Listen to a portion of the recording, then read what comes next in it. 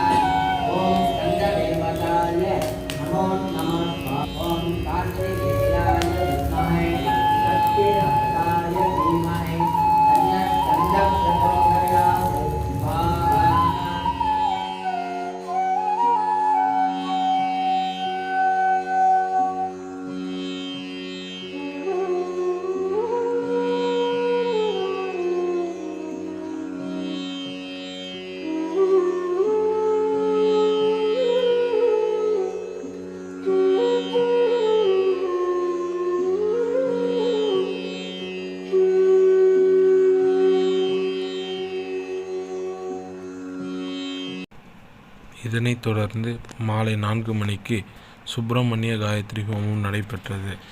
பின்னர் முருகர் மேஷ வாகனத்தில் அலங்கரிக்கப்பட்டிருந்தார். அதன் பிறகு வீதி உலா நடைபெற்றது.